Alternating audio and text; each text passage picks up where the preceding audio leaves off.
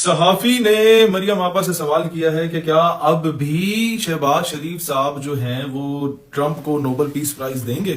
Madam یہ اب بھی کیا ڈونلڈ ٹرمپ حقدار ہیں نوبل انعام کے؟ خاموش. شہباز صاحب کی حکومت اب بھی اس حوالے سے اسٹیٹمنٹ کرے گی، آگے بڑھے گی؟ بالکل خاموش. لینا چاہیے نوبل انعام. 8-10 سیکنڈ گزرے، انہوں نے کہا جناب یہ جو کچھ ایران میں ہوا ہے اس کے بعد کیا آپ بھی یہ دیں گے؟ جی شہباز شریف صاحب دیکھیں جو بھی کر رہے ہیں پاکستان کے لیے بہتری کر رہے ہیں، ہمیں سروائیو کرنا ہے. غلام، انتہا درجے کے غلام. پاکستان نظریاتی پارٹی اس لیے یہ بیانیہ لے کے آئی آج سے 4 سال پہلے جب ہماری پہلی پریس کانفرنس ہوئی. ہم لوگوں نے جو پہلا سٹیٹمنٹ دی تھی وہ یہ دی تھی کہ اس ملک کے فیصلے اس ملک کے اندر ہوں گے، واشنگٹن میں نہیں ہوں گے. دوسری سٹیٹمنٹ ہم نے دی تھی کہ اس ملک کے جتنے بھی 17 اینڈ ابو گریڈ کے گزٹڈ آفیسرز ہیں، M N A M P A senators ہیں، they should not be allowed to leave Pakistan at least for 2 years after their retirement.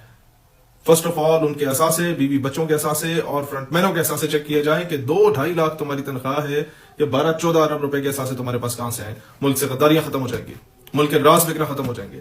یہ وہ 3-4 ٹبر ہمارے ملک پر قابض ہیں پچھلے 30-40 سالوں سے، جو 5 سال کے لیے اس ملک پہ آتے ہیں حکمرانی کرنے اور پھر اپنے آبائی وطن انگلستان چلے جاتے ہیں.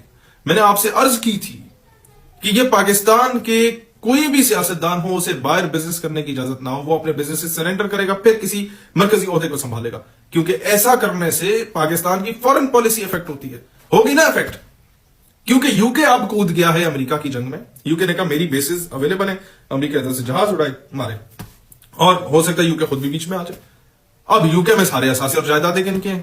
نواز شریف اینڈ فیملی کے ہیں، ٹبر کے. تو کیا یہ اس طریقے کی اسٹیٹمنٹ دیں گے جس سے ان کے اثاثے منجمد ہو جائے؟ کبھی بھی نہیں دیں گے.